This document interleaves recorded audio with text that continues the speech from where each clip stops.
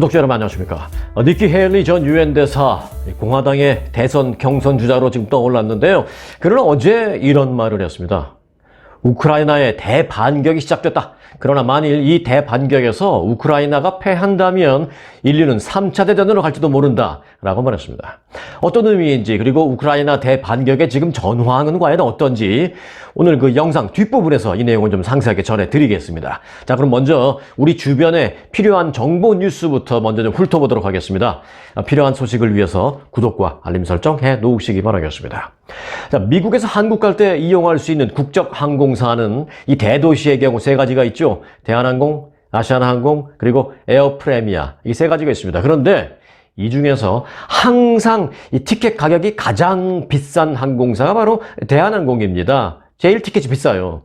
이유는 저도 모르겠습니다. 그런데 대한항공이 미주도선 운항 한국 국적기 가운데 안전성 평가에서는 꼴찌로 기록했습니다.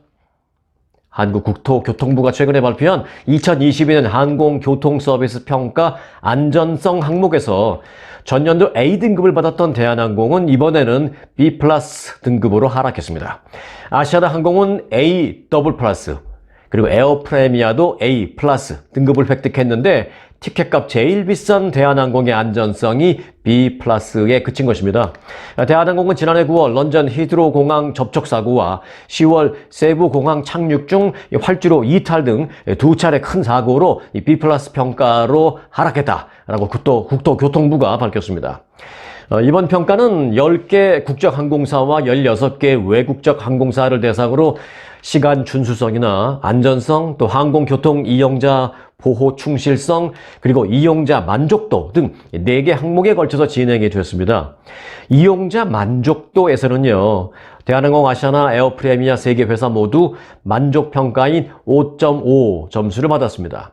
하지만 매우 만족 6.5점 이상을 그런 평가를 받은 것은 3군데 가운데 한 곳도 없었습니다.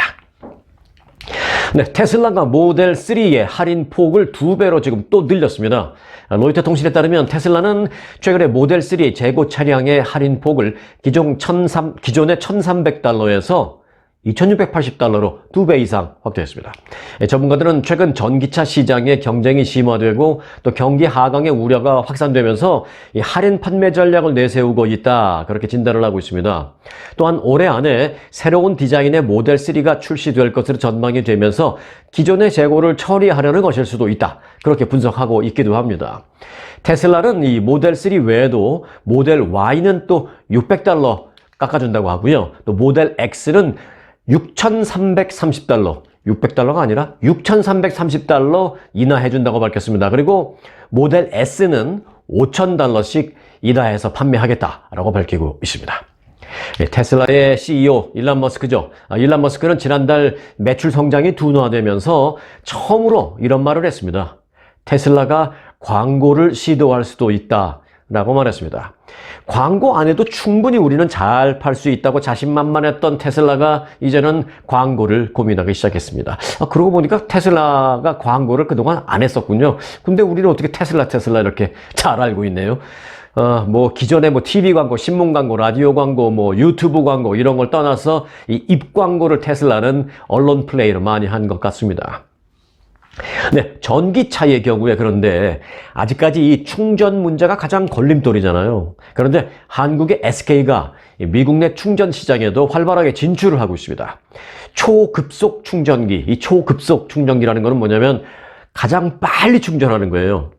지금 충전기를 꼽으면 집에서 거라지에서 이제 충전을 하려고 하면은 사실 그 전기차 회사에서 이거 갖고 충전하세요 해서 주는 게 있는데 그거 갖고 와서 충전하면요 2박 3일 충전해야 돼요. 110V로 하면. 근데 이제 그거 말고 본인이 한 5,000불, 6,000불 들여서 나름대로 급속 충전기를 사서 갖다 붙이면 하룻밤이면 충전이 됩니다. 그런데 그것도 시원찮죠. SK가 하룻밤이 아니라 금방 하는 초급속 충전기 그 업체를 만들었습니다.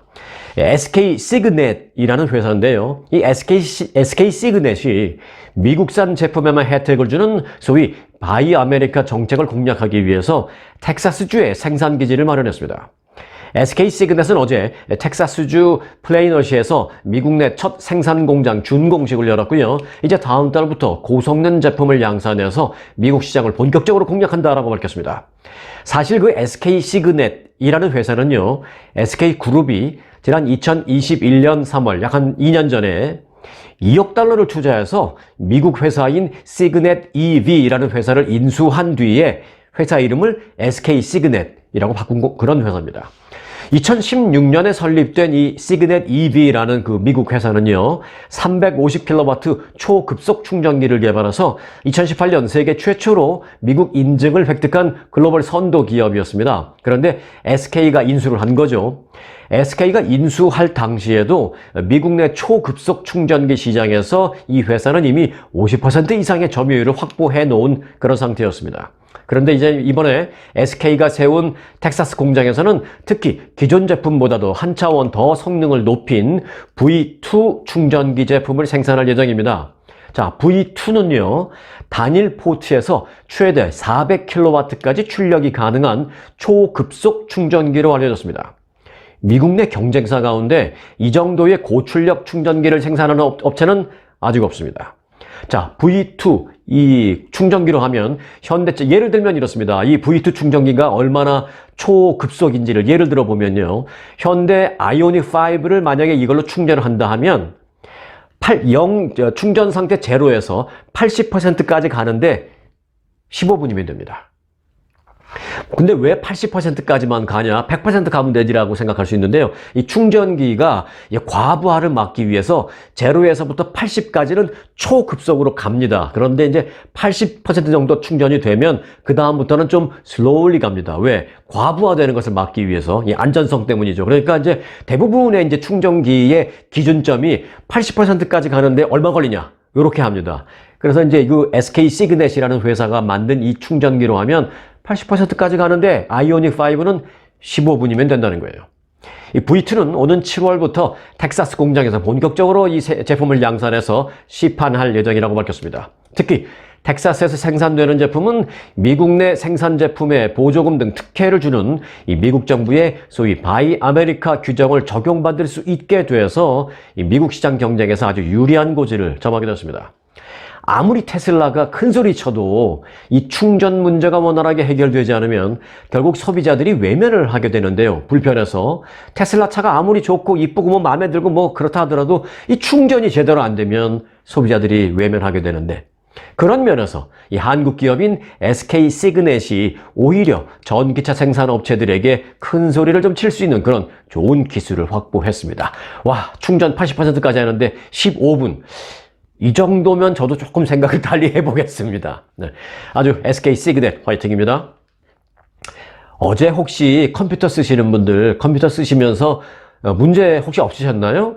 워드, 마이크로소프트 워드나 엑셀 또는 아웃룩 등 이 사무용 소프트웨어를 망라한 이 마이크로소프트 이 MS365 제품의 그 이용자 15,000명 이상이요. 어제 이 프로그램이 다운되는 피해를 겪었습니다. 마이크로소프트는 트위터를 통해서 웹에서 아웃룩 접근에 관한 문제가 있어서 현재 조사하는 중이다라고 밝혔습니다. 마이크로소프트 제품에 대규모 장애가 생긴 것은 그런데 올해 들어서만 벌써 이게 3번째입니다. 빨리 손을 좀 봐야 되겠습니다. 마이크로소프트. 자꾸 뭐 마이크로소프트가 이 챗 GPT 그쪽에만 너무 신경 쓰는 건지 아닌 건지 모르겠습니다. 사실 사무용 이 프로그램이 가장 대중들에게 중요한 거거든요. 자, 다음 소식입니다. 한국농수산식품유통공사가 한국 라면의 미국 수출 확대를 위해서 오는 8일까지 미국 내 100여 개 매장을 보유한 이 H마트와 함께 K라면 특별 홍보 판촉 행사를 추진합니다. 이번 행사는 미국 전역의 H마트 주요 매장 50개점에서 친구와 함께하는 K라면이라는 테마로 진행됩니다. 미국에서 인기 있는 그 한국산 라면 무려 116개 종류와 김치 그리고 즉석밥 등 라면과 연관된 식품을 다 같이 콜라보해서 시식하는 시식 홍보 행사를 크게 벌입니다. 관계자들은 한국 라면은 간편함을 기반으로 해서 매우 독창적인 그 매운 맛을 지녔기 때문에 이미 미국 현지에서 인기가 높다라면서 이번 행사로 미국 소비자들에게 한국 라면, K라면 맛의 다양한 스펙트럼을 경험시킬 계획이다라고 말했습니다. 여러분들 H마트 가시면 혹시 라면 그리고 즉석밥 또 관련된 제품들 콜라보로 시식 행사하니까 한번 참고해 보시기 바라겠습니다. 네, 미국의 부모들이 자녀 양육비로 아이 1인당 연평균 얼마 정도 들어갈까요? 부모들이 아이를 키우는 데 있어서 태어나서부터 이제 얘를 키우는데 1년에 평균 얼마 정도 돈이 들어갈까? 사실 이런 돈이 얼마 들어갈까를 따지는 것 자체가 사실은 뭐 마음이 편치는 않습니다만은 뭐 세상에는 여러 가지 수도 없는 갖가지 조사들이 많이 있으니까 뭐 이런 조사도 있기는 있습니다. 자, 조사 결과 아이 한 명당 연평균 양육비는 약 한 21,000달러로 나왔습니다. 1년에 21,000달러의 비용이 아이를 키우는 데 들어간다는 것입니다. 스마트 에셋이 미국 대도시의 연간 자녀 양육비를 조사한 결과 보육비용 9,051달러를 합해서 매년 총 21,000달러가 들어가는 것으로 나타났습니다. 이는 성인 2명으로 구성된 가구에, 그러니까 부모 2명에 아이 1명이 생길 때 투입되는 여러 가지가 이제 있잖아요. 추가되는 비용, 뭐 식료품, 주거비용, 보건 지출 비용. 예를 들어 식료품 같은 경우는 어린아이들 먹을 뭐 이유식도 따로 사든지 뭐 우유를 사든지 뭐 그다음에 뭐 기저귀도 사야 되겠죠, 어릴 때는. 그리고 주거 뭐 이런 거는 예를 들어서 부부만 살면 뭐 원베드룸 살아도 되고 투베드룸 살아도 되는데 또 아이가 태어나면 방을 하나 더 늘리게 되고 또 이왕이면 뒷마당이 좀 더 넓은 집을 일부러 아이들 때문에 구하기도 하고 여러 가지를 또 추가로 지출하는 게 있지 않습니까? 그런 것 등을 감안해서 추산한 결과라는 것입니다. 미국에서 아이를 키우는데 가장 많이 들어가는 그런 지역은 어딜까요? 네, 누구나 쉽게 예상할 수 있다시피 캘리포니아 주로 나타났습니다. 그 중에서도 샌프란시스코, 산타크루즈, 샌호세, 나파밸리, 산타로사 등 캘리포니아 주요 도시 5곳이 미국 내 양육비 상위 10개 지역 가운데 절반을 차지했습니다. 그 중에서도 높은 연봉을 주는 실리콘밸리 IT 기업이 모여 있고 또 주거비가 많이 들기로 유명한 샌프란시스코 인근 지역, 연간 자녀 양육비가 앞서는 평균이 21,000불이라고 그랬죠. 이 샌프란시스코 인근 지역에서는 35,647달러가 드는 것으로 나타났습니다. 1등이에요. 반면에 미국의 남부 지역은 아이를 키우는 데 들어가는 비용이 상대적으로 적은 것으로 나타났습니다. 자녀 양육비가 가장 적게 드는 도시는 테네시주의 모리스타운으로 연간 양육비는 14,577달러로 추산되었습니다. 자녀 양육 1인당 1년에 평균 2만 불 정도 잡고요. 자, 성인이 될 때까지 얼추 뭐 18살이라고 잡아도 되고 뭐 20살이라고 뭐 생각해 본다면 뭐 18살 됐다고 뭐 바로 내보낼 수는 없잖아요. 우리는 뭐 한국적인 정서로 따진다면 대충 그냥 얼추 한 20살 정도로 잡아보자고요. 평균 1년에 2만 불 정도로 더 얼추 잡아보고요. 그렇다면 뭐 적게 잡아도 35만에서 대충 한 40만 불 정도로 아이 한 명 키우는데 들어간다라는 그런 결론이네요. 이 자녀를 키우는 일을 단순히 비용으로만 계산한다는 게 별로 뭐 보기 좋지는 않습니다만은 그래도 생각보다 비용이 꽤 들어간다라는 것을 좀 알 수 있는 그런 조사였습니다. 그러니까 요즘 젊은 부부들이 아이를 잘 안 낳으려고 하는 그 심정도 이해는 갑니다. 자, 그런데요. 이런 가운데 보다 못해서 우리라도 뭔가 하자 라면서 나선 한인교회가 있습니다. LA 한 한인교회가 젊은 부부들의 출산과 육아를 격려하고자 출산 장려금을 지원해서 관심을 끌고 있습니다. 이 화제의 주인공은 나성 순복음교회입니다. 이 교회는 지난달 28일 첫 지급을 해준 것을 시작으로 해서 출산을 한 젊은 부부 교인들에게 출산 장려금을 지원해 나가겠다고 밝혔습니다. 지난달 28일, 즉 이날 생후 5개월 된 생후 5개월 된 둘째 아이를 품에 안고 이 강단에 올라온 30대 젊은 부부에게 이 교회 측은 장려금 2,000달러를 지급했습니다. 뭐 많고 적고의 문제가 지금 아니라 의미를 함께 우리가 느껴보자는 얘기입니다. 장려금 2,000달러를 지급했습니다. 나성 순복음 교회에 따르면 출산 장려금은 교인을 대상으로 첫째 자녀 출산 시에 1,000달러, 둘째 자녀 출산 시에 2,000달러. 그래서 앞서 제가 자꾸 손가락으로 이렇게 한 거예요. 2,000달러 줬죠? 둘째 자녀.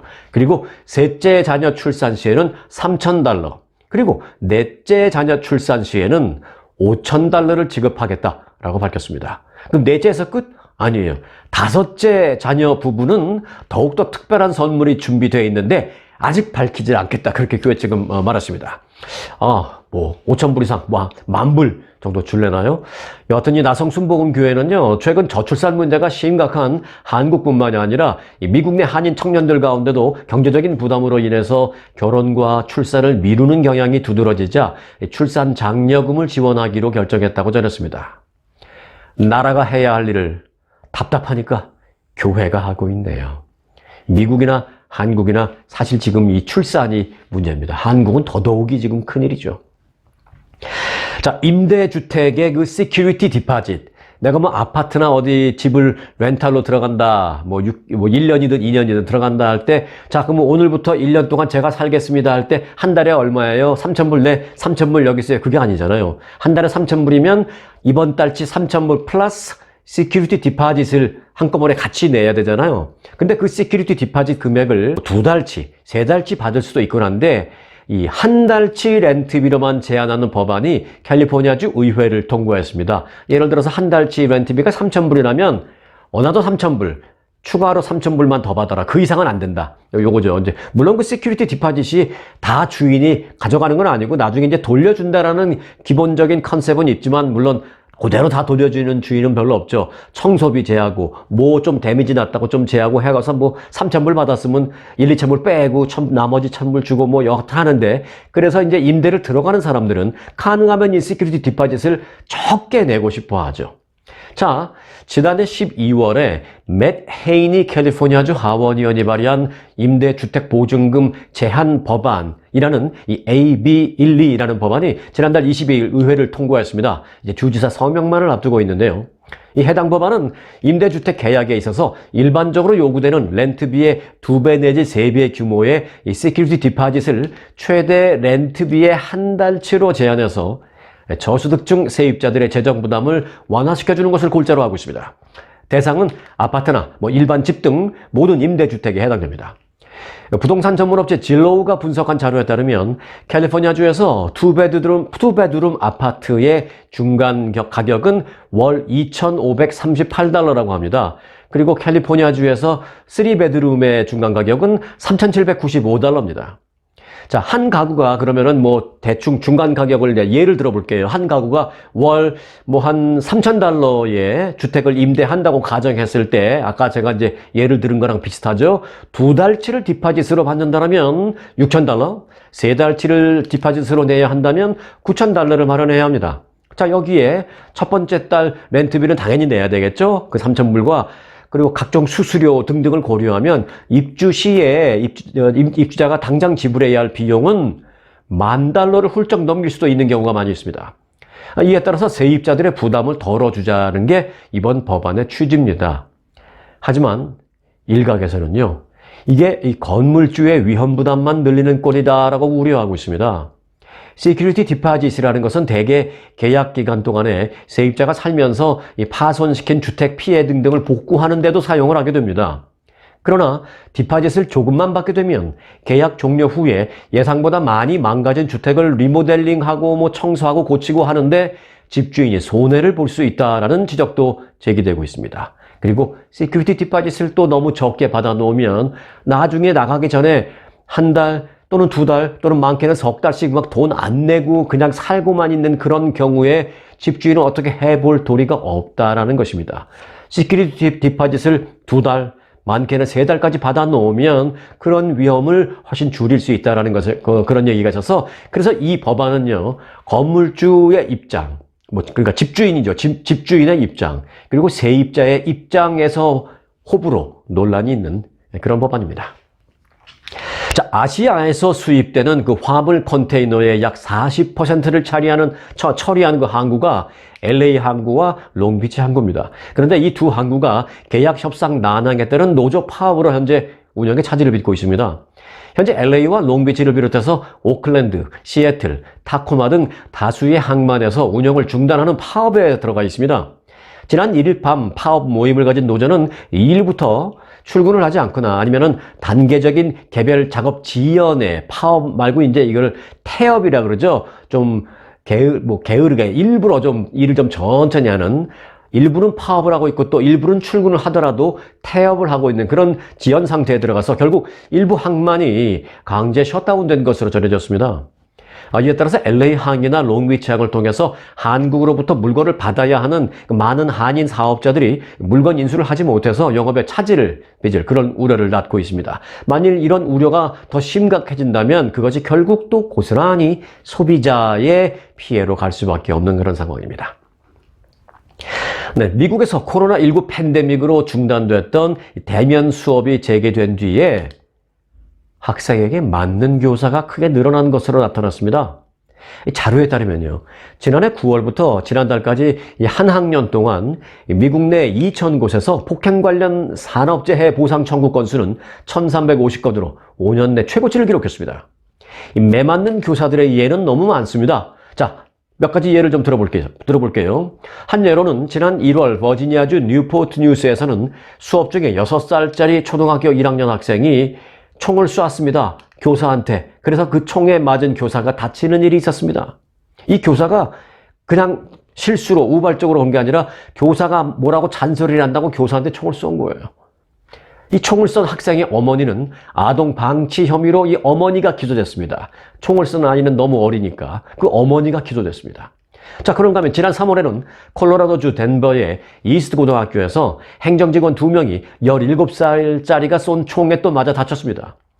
또 네바다주 워쇼 카운티의 딜워스 중학교에서는 지난해 12월 한 영어 교사가 비상구 문을 통해서 몰래 들어오는 학생 3명에게 돌아가라라고 했다가 학생들에게 욕을 들었습니다. 이어 학생들은 비키라면서 교사를 세게 밀쳤고 이 교사는 얼굴을 사물함에 크게 부딪히면서 바닥에 피를 흘리면서 쓰러졌습니다. 이 학교 또 다른 교사는요, 이번 학년 동안 지난달 중순까지 20건 이상의 싸움을 말리는 그런 상황이 발생했다고 말했습니다. 이 지역 학교 경찰에 따르면 이 워셔 카운티에서는, 이 네바다주입니다. 이 워셔 카운티에서는 이번 학년 동안 학생들이 교직원을 상대로 폭력을 행사한 사례가 30건이 넘는 것으로 집계되었습니다. 미국 심리학회가 최근 미국 내 교직원 15,000명을 대상으로 비슷한 이런 케이스에 대한 설문조사를 했는데요. 이에 따르면 교사의 14%는 학생에게서 물리적인 폭행을 당한 적이 있다라고 답했습니다. 또 학교를 그만두거나 옮기고 싶다라고 답한 교사가 49%, 거의 절반에 달했습니다. 자, 전문가들은 대면 수업이 재개된 이후 학생의 교사 폭행이 증가했는데 그 이유로 이 팬데믹으로 인한 사회적인 혼란과 정신건강 등등을 꼽았습니다. 이게 꼭 팬데믹 때문일까요? 근본적인 문제는 아닌가요? 저는 그렇게 말하고 싶습니다. 여하튼 잘못된 행동에 대한 미국의 어떤 전통적인 처벌이 경시되면서 학생들 사이에 처벌받지 않는다라는 인식이 퍼지게 된 것도 학생들의 그 폭력적인 행동이 늘어난 원인이 아닐까, 저는 그렇게 생각되기도 합니다. 매맞는 교사가 미국에서 늘어나고 있다는 안타까운 소식 전해드렸습니다. 브라질로 가보겠습니다. 브라질의 이구아수 폭포 가보셨나요? 네. 가보셨다면 혹시 거기에서 소원을 빈다고, 소원을 이렇게 빈나? 소원을 빈다고 이 폭포 아래로 동전 던져보셨나요? 네. 남미 최고의 경치를 자랑하는 그 이구아수 폭포에서 120kg 이상의 동전이 이번에 수거되었습니다. 브라질과 아르헨티나의 국경을 나누고 있는 이구아수 폭포 중에서 이제 브라질 쪽 국립공원에서는 이 폭포수에 던져진 동전을 수거하는 작업을 최근에 벌였습니다. 이날 120kg 이상의 동전이 수거됐으며 액수로는 약 $500 정도가 수거됐다고 합니다. 수거 작업이 지금 모두 완전히 끝난 게 아닌데 모두 끝나면 이 양은 훨씬 늘어날 것으로 보이고 있습니다. 그런데요, 이게 500불 거쳤니 600불 거쳤니 그게 문제가 아닙니다. 국립공원 측은 일부 관광객들이 이곳에 와서 소원을 비는 의미로 동전을 던지는데 이는 환경에 악영향을 미치기 때문에 수거 조치가 지금 필요한 상황이다라면서 자연의 그 경이적인 이 이구아수 폭포를 보존하기 위해서는 사람들의 의식 개선이, 인식 개선이 중요하다고 말했습니다. 생물학자들에 따르면요, 폭포에 던져진 많은 양의 동전은 시간이 지남에 따라서 용해되고 녹고 또 니켈 그리고 구리 등과 같은 중금속이 방출되면서 수질 오염을 유발시킨다고 합니다. 뿐만 아니라 물고기와 물새들이 동전을 먹이로 착각해서 먹는 경우도 발생한다고 합니다.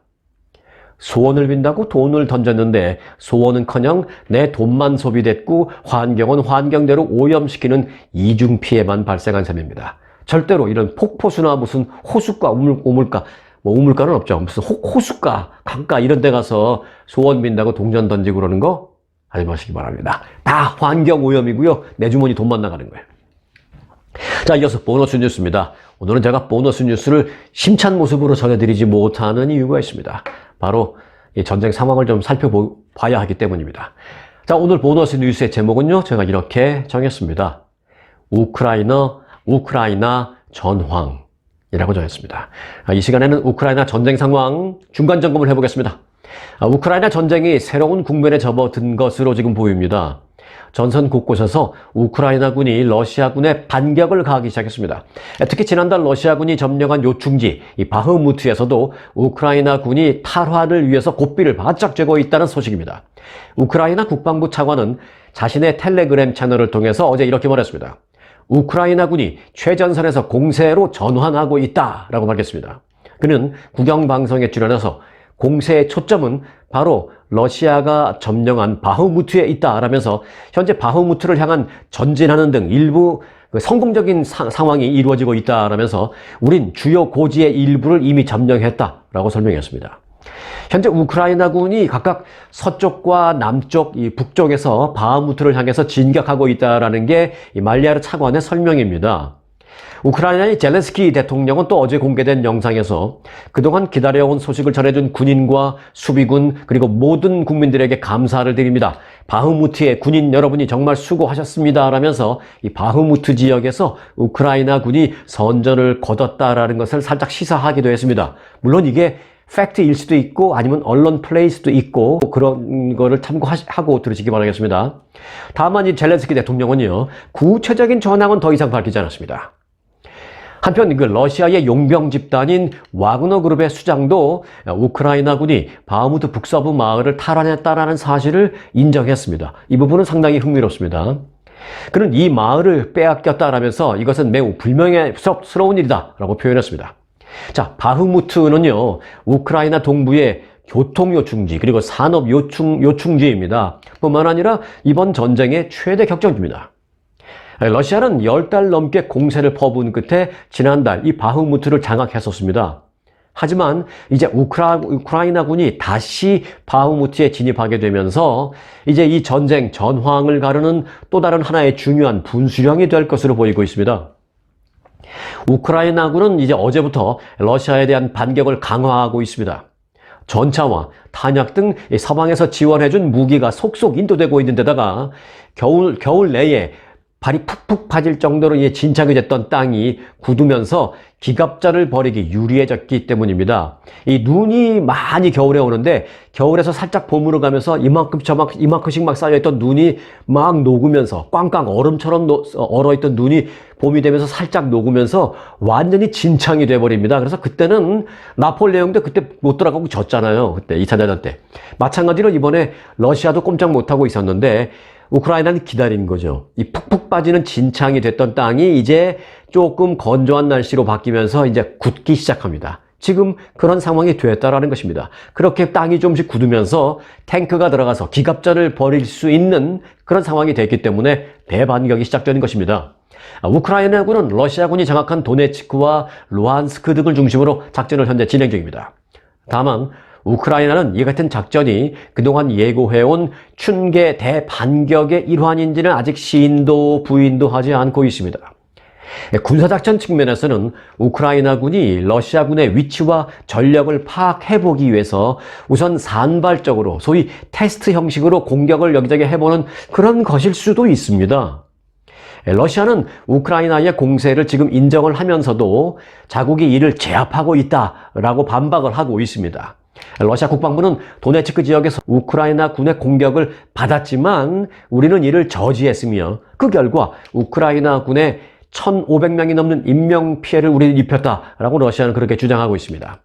러시아 군의 격퇴를 위해서 우크라이나 군의 대반격이 시작된 것으로 보이기는 하는데 이 전장에서의 치열한 전투 못지않게 이 전장 밖에서는 또 뭐가 진실이고 뭐가 가짜뉴스인지 구별하기 어려운 치열한 언론 플레이가 벌어지고 있습니다. 좋게 말해서 언론 플레이지 심하게 말하면 가짜뉴스 전쟁이 벌어지고 있습니다.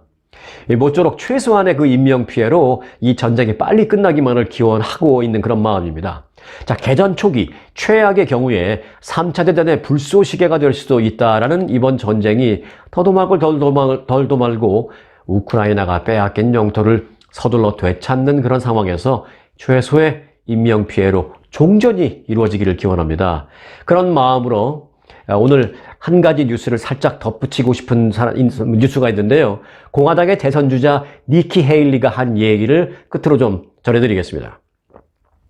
공화당의 대선 경선주자인 니키 헤일리 전 유엔 대사는 이렇게 말했습니다. 만일 이번 전쟁에서 우크라이나가 패배한다면 3차 대전으로 이어질 가능성이 높다라고 우려를 표명했습니다. 헤일리 전 대사는 만일 우크라이나가 전쟁에서 철수한다면 우리는 세계대전을 보게 될 것이라며 이것은 우크라이나를 넘어서는 문제라며 자유에 대한 전쟁이자 반드시 이겨야 되는 전쟁이다 라고 강조했습니다. 그러면서 중국은 홍콩을 차지할 것이다 라고 말한 뒤에 그렇게 했습니다.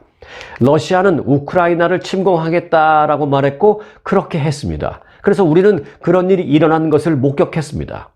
이제 중국은 다음에는 대만이다라고 말하는데 우리는 그 말을 믿는 게 좋을 것입니다. 정말 중국은 그렇게 할 것입니다. 라면서 러시아는 또 다음 차례는 폴란드와 발트 3국이다 라고 말해 왔었는데 이 경우 우리는 세계대전을 볼 것이다 라고 경고했습니다. 즉 우크라이나 전쟁이 우크라이나의 패배로 끝나면 러시아가 늘 말했듯이 다음에는 폴란드와 발트 3국이다라고 말했듯이 그렇게 진격을 할 것이다라는 얘기입니다. 그렇다면 그때 가서는 결국 세계 3차 대전이 벌어질 것이다라는 얘기입니다. 그런 차원에서도 우크라이나는 이 전쟁에서 지면 안 된다라는 얘기입니다. 우크라이나 전쟁이 어떻게 끝날지에 대해서 이 니키 헤일리 전 대사는 러시아가 철수한다면 이 전쟁은 머지않아서 끝날 것이다. 그러나 우크라이나가 철수한다면 우리는 세계전쟁을 보게 될 것이다 라고 우려를 표명했습니다. 상황이 거기까지 가지 않기 위해서 너무 늦기 전에 이 전쟁의 막이 빨리 내려지기를 바랍니다. 우크라이나의 대반격은 이제 막 시작됐습니다. 어떻게 상황이 전개되는지 저희 레알뉴스 글로벌 구독과 알림 설정 꼭 해놓으시고요. 속보 함께 하시기 바라겠습니다. 자, 오늘 영상 여기서 마칩니다. 저는 내일 뵙겠습니다. 감사합니다.